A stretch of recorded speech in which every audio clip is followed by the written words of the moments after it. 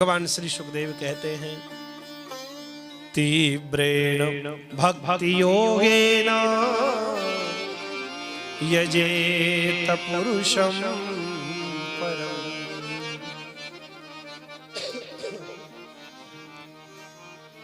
अकाम होवे या सर्व काम अथवा तो मोक्ष की कामना रखने वाला व्यक्ति, उसे तीव्र भक्ति योग के द्वारा परम पुरुष भगवान श्री कृष्ण की उपासना करनी चाहिए। उनसे बड़ा संसार में कोई नहीं। हमारे गुरुदेव हमें समझाते थे जब ये प्रसंग, तो ऐसे करके समझाते, बेटा देखो आजकल बाजारों में सुपरमार्केट भी बन गए, बड़े बड़े मॉल आदि, जहां दुनिया भर की सब वस्तुएं मिल जाती है एक ही जगह पर।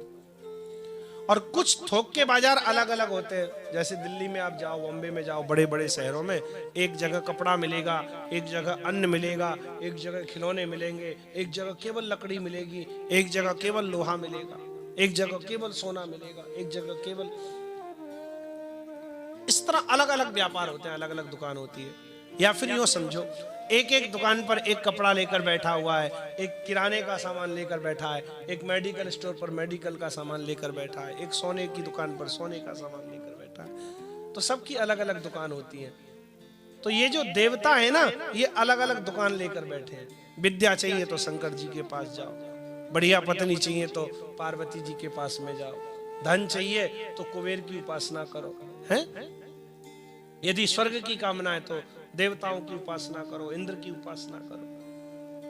अलग अलग देवता अलग अलग दुकान खोलकर बैठे हुए हैं, जिसको जो चाहिए वो जाए। अब जिसको सब कुछ चाहिए एक ही जगह से, ज्यादा टाइम है नहीं, समय है नहीं, कहां भटकेगा, तो बोले मॉल में चलो, सुपरमार्केट में चलते हैं, वहां सब मिल जाएगा।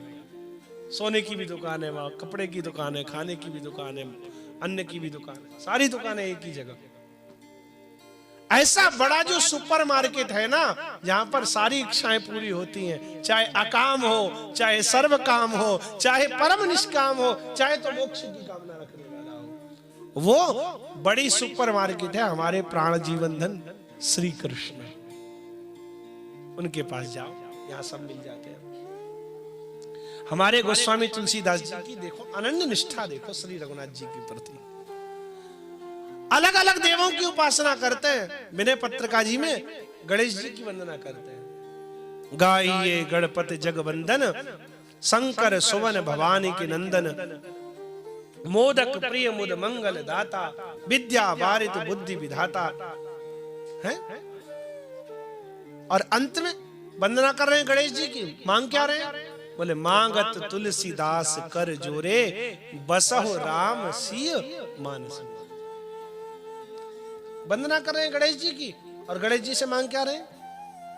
हे गणपति, मेरे हृदय में सीताराम सदा अविचल रूप से विराजते रहे, ऐसी मेरे ऊपर कृपा करो। यह है अनन्यता। ऐसे परम अनन्य हमारे गोस्वामी तुलसीदास कहते हैं। हमारे परम अनन्य श्रीनाथ जी के परम अनन्य सेवक श्री सूरदास जी कहते हैं, अरे ये जितने भी देवता हैं ना, सब ये तो भिखारी हैं, और देव सब रंग भिखारी। सूरदास जी यहां तक कह देते हैं देवताओं के लिए, ये सब तो भीख मांगते हैं। इनके पास में इनका कोई सेवक आता है कि महाराज हमको ये दे दीजिए, तो ये उनकी एप्लीकेशन को लेकर हमारे ठाकुर जी के पास आते हैं और कहते हैं महाराज इसको आप जरा पास कर दीजिए ताकि इसका काम बन जावे।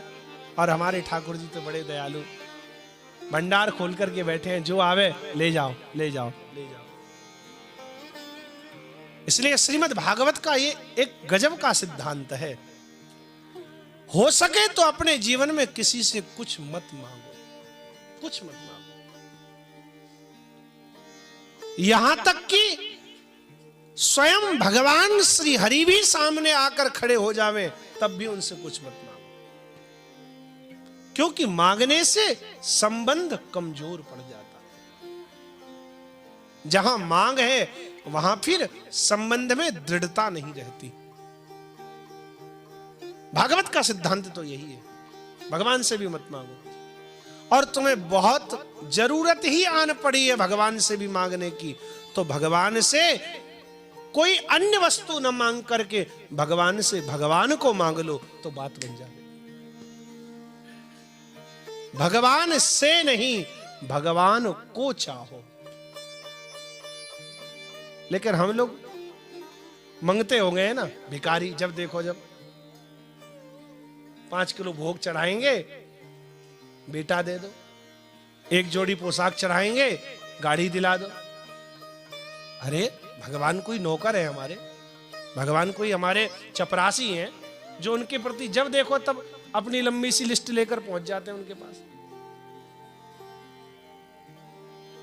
भगवान के पास कभी भगवान का हालचाल पूछने जाते हो? कभी उनसे मिलने के भाव से जाते हो? बहुत दिन बाद आए, चलो ठाकुर जी से मिले, कैसे हो प्यारे, ठीक ठाक तो हो, छन घुट रही है कि नहीं? जब देखो तब लंबी सी लिस्ट लेकर पहुंच जाते हैं, ये भी दे दो, ये भी दे दो, ये भी दे दो। भगवान भी सोचते हैं क्या जब आता है, जब मांगने आता है। अच्छा, अपन ट्रेन में यात्रा कर रहे हैं और ट्रेन में लंबी यात्रा है तो बहुत मांगने वाले घूमते हैं, तो पीछे पड़ जाते हैं कई बार, माई दे दे, माई दे दे। बहुत देर तक चुप रहते हैं, बाद में सोचते हैं यार अब इससे पिंड छुड़ाना है तो इसको लो, ले जा, अब मत आना। ऐसे ही जब ज्यादा हम भगवान के पीछे पड़े रहते हैं ना, तो भगवान भी हमारी इच्छा को पूरा तो कर देते हैं, लेकिन कहते हैं ले जा, अब शकल मत दिखाना। अगर ऐसी इच्छा है कि भगवान फिर हमारी शक्ल भी न देखे तो खूब मांगो, लेकिन भगवान से कभी कुछ मांगना नहीं। एक राजा ने, बड़ा सुंदर प्रसंग है, एक राजा ने एक बहुत बड़ा बाजार लगवाया अपने राज्य में। दुनिया की ऐसी कोई वस्तु नहीं जो उस बाजार में ना मिले, लेकिन उस बाजार का नियम ये रखा कि पहली बात, ये बाजार केवल 1 दिन के लिए लगेगा। दूसरी बात, इस बाजार में किसी वस्तु की कोई कीमत नहीं है। आप जिस वस्तु पर हाथ रख दोगे वो तुम्हारी होगी, लेकिन शर्त यह है कि केवल 1 वस्तु ले सकते हो। तुम चाहो कि ये भी ले लें, ये भी ले लें, ये भी ले लें, वो नहीं है। 3 नियम मुख्य हैं। पहली बात, 1 दिन का बाजार है, दूसरे दिन मौका नहीं मिलेगा। दूसरी बात, बिना पैसे के मिलेगा। और तीसरी बात, 1 वस्तु जिस पर हाथ रख दोगे वो मिल जाएगी, जो चाहिए वो ले जाओ। और ऐसी बड़ी दिव्यता के साथ बाजार का निर्माण किया गया कि उस बाजार का द्वार 1, ये नहीं उसी से निकलना और उसी से घुसना है। ऐसा नहीं कि एक दरवाजे से निकलो और पश्चिम से बाहर निकल गए फिर पूरब से घुस करके आ गए, ऐसा नहीं चलेगा। अब महाराज, प्रजा की भीड़ टूट पड़ी। इतना दिव्य बाजार था कि हर वस्तु को प्राप्त करने की इच्छा होती। ये भी ले लें, ये भी ले लें, ये चीज बहुत अच्छी है, फिर आगे जाते अरे नहीं वो इतना अच्छा नहीं है, ये ज्यादा अच्छा है। ऐसी स्थिति लोगों की हो रही थी। सुबह से शाम हो गई, भटकते भटकते लोग निश्चय नहीं कर पा रहे थे एक कौन सी वस्तु ले। और उसी बाजार में एक छोटा 5 वर्ष का बालक आया। वो बालक घूम रहा था, घूमते घूमते उसने सबको देखा। मन में है सब कुछ मुझे मिल जावे, बालक के मन में, लेकिन नियम के अनुसार चलना पड़ेगा तो मिलेगा। बाजार में गृहस्थी भी थे, साधु भी थे, एक महात्मा मिले। बालक उस महात्मा के पास में गया, महाराज महाराज मुझे सब कुछ लेने की इच्छा है, कोई उपाय बता दो। कहा है, कहते हैं महात्मा तो सब बातों का उपाय बता देते हैं, आप हमें उपाय बता दो कि हम क्या लें जिससे कि हमको सब कुछ मिल जावे। महात्मा ने उस बालक की भोली बात पर रीझ गए। महात्मा कहने लगे, बेटा बड़े प्रसन्न हैं आज हम तुझसे, चल तूने पूछा है तो तुझे बता देते हैं। देख, इस बाजार में सारी वस्तुएं भी हैं और ये सब वस्तुएं जिसकी हैं वो राजा भी बैठा हुआ है। अगर तुझे सारी वस्तुएं लेने की इच्छा है तो तू अपना हाथ जाकर के राजा के ऊपर रख दे। बालक ने वैसा ही किया। बालक दौड़ा दौड़ा गया, महाराज एक सिंहासन पर बैठे हुए थे और महाराज के ऊपर जाकर के हाथ। महाराज बोले, ये क्या? बोले, महाराज आपने ही तो नियम बनाया कि इस बाजार में जो भी वस्तु अच्छी लगे उस पर हाथ रख दो। महाराज मुझे तो आप बहुत अच्छे लगे, मैं तो आपको लेना चाहता हूं, आपके सिवा मुझे कोई वस्तु नहीं चाहिए, मैं आपके साथ रहना चाहता हूं, आप मुझे बड़े पसंद हैं, मैं आपको प्राप्त करना चाहता हूं। बालक की भोली बातों पर राजा ऐसा रीझ गया कि बस अपने साथ अपना राज्य, अपना वैभव, अपनी धन संपत्ति, हाथी घोड़े, सब कुछ और उस बाजार में उपलब्ध सारी वस्तुएं उस बालक को दे दी। अब बोलो सयाना कौन रहा? ये संसार में जो कुछ भी दिख रहा है, सूर्य, चंद्र, पृथ्वी, ये 14 भुवन, ये स्वर्ग, ये अप्सराएं, ये धन, ये संपत्ति किसकी? श्री कृष्ण की। यदि उन श्री कृष्ण को हमने चाहा तो ये सब कुछ हमें ही तो मिल जाने वाला है। अरे ब्याह से पहले कोई एग्रीमेंट थोड़ी होता है कि पति के पास जो कुछ है वो पत्नी का हो जाएगा। ऐसा कोई एग्रीमेंट होता है?